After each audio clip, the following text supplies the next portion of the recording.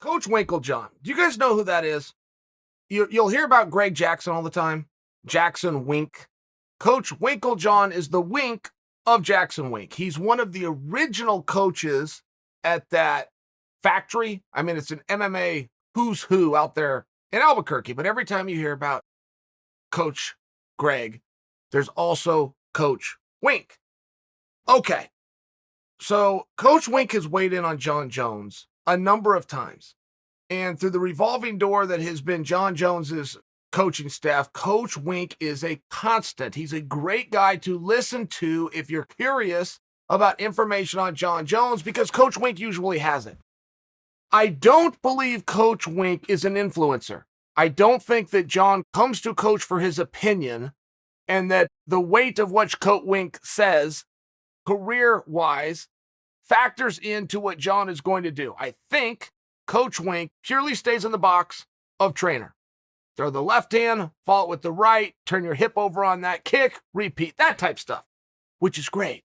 I'm only sharing with you. It is relevant to the story to be able to identify who are the influencers to Jon. And it would be very unique to be a coach and a trainer and not be that influencer. I couldn't imagine anybody I spent more time with MMA related than Clayton Hires. But I couldn't imagine anybody that I shared more with and whose opinion I would care about more than the guy who has to get me ready to do it. If I ask Coach, can I deal with so-and-so? And he says yes, and it's Clayton's job to make sure that I can deal with. Now I know he's sincere. We're doing this together. Just one of those things where very common would be that your trainer had a level of influence, but I don't know that Coach Wink does that. I don't know if he shares his opinion, or if he does, if Jon listens to it, only by various things that I've heard. Coach Wink was very big at the time that Jon Jones and Francis, when that was a real topic, okay?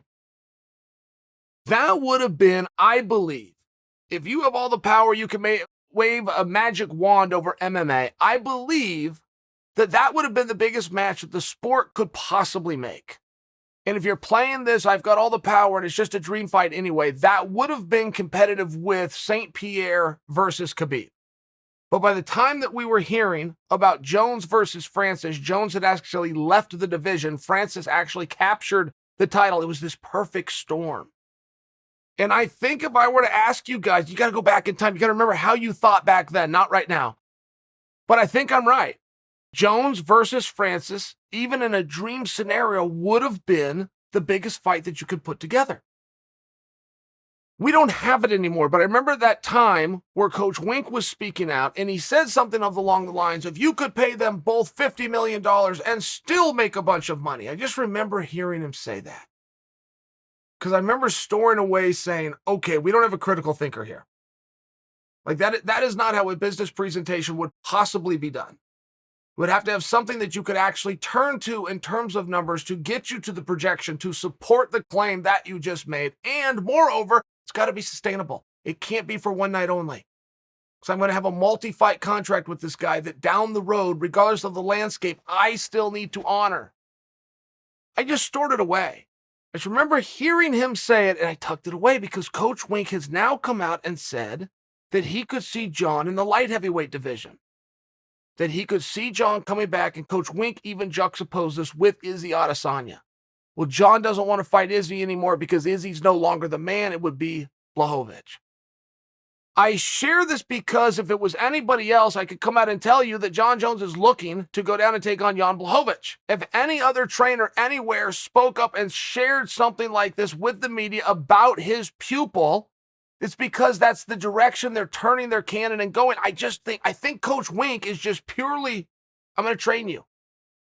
And he's awesome at it. And there's no part of this that's a slide to Coach Wink. He is awesome at what he does. It's just one of these situations where generally if a trainer was to speak up and tell you that his guy, in this case Jon Jones, is looking at Jan Blachowicz, that is the first of the announcement that Jon is going back to 205 pounds.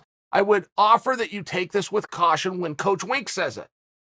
I think he is just sharing his thoughts and or opinions.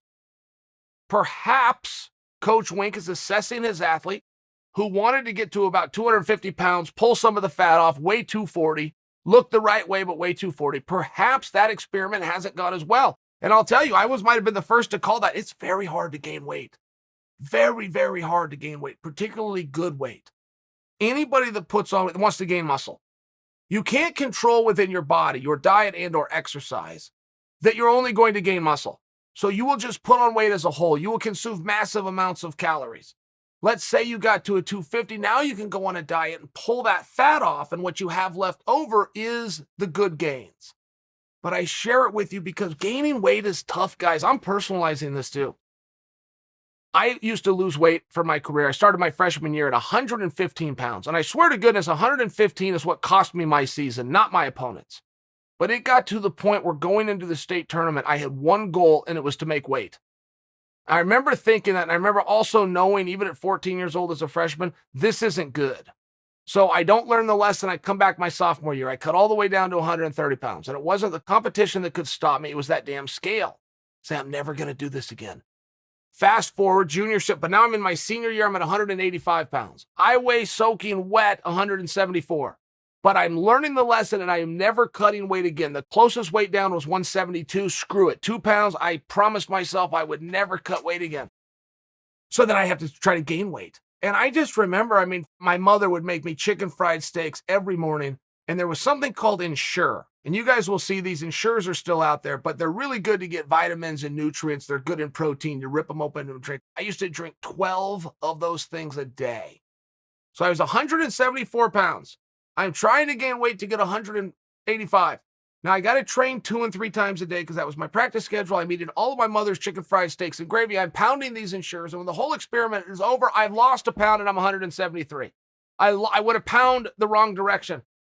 I just share with you, it is so hard to gain weight. And then you have the narcissist side of it, right? I could personalize that too. If I'm gaining weight, I'm standing in the mirror after every shower and I'm looking at myself and I'm turning sideways when nobody's watching. I'm seeing where the weight goes. So John's going to have that factor too, right? John's a good looking guy. He's a long, lean, athletic looking guy. He's not going to want to just put some of that size on.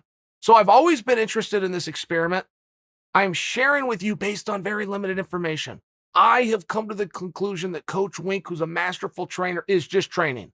I have come to the conclusion that Coach Wink, who would have a level influence over John purely out of respect, because John does respect him, I don't think Coach Wink shares his opinion. I don't think he tries to steer John's career.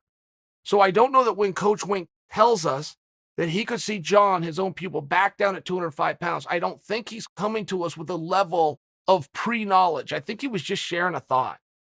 I'm guessing that he came to that thought because perhaps the experiment of the weight gain with John Jones, whether John just wanted to put on good weight, not understanding you have to put on both kinds of weight and then take it off, and you look in the mirror and you don't like the guy you're going to see for 2 or 3 months. I'm putting all of these things together and I'm making a guess. But I've been in his spot to some degree. Been in John's spot exactly, just not with all of the success that John had, right? Don't forget when you're dealing with John Jones, you're dealing with a guy who was so successful, he gave a world title away. I could never imagine that, but I think that you guys are with me. We could never relate to having so many victories that we would give the recognition of the greatest guy on earth. We would just hand it. We would just give it away. But that's where you're at with John. Very unique. So John at 205 pounds versus Blachowicz, fine. No problem. John versus Francis at the time that Francis captured the belt, right? We're never going to have that time back. That would be a very big fight. You could make the fight. It will never be as big of a fight as it could have been. And the same thing goes for John versus Adesanya. Had Adesanya never lost to Blachowicz, and whether Izzy beat him or they just didn't do the match, John versus Izzy, and the massiveness that would have been that fight, and the capturing of the creativities of the viewer, us, you can never return to it. You will never return to it. And it's a really tough spot to look back and have regrets and what could have been. But it's life. And the smart one and the keys is that once that happens, you learn from it. It's now happened to John twice. He didn't do the Adesanya fight. Should have learned from that. Didn't do the Francis fight. Should have learned from that. He can run it back and get on the docket with Adesanya right now. I'm sure there's a way to do it. I'm sure he can get on the docket with Ngannou. These are good nights of business. They're not as good. A lot of things have to come together.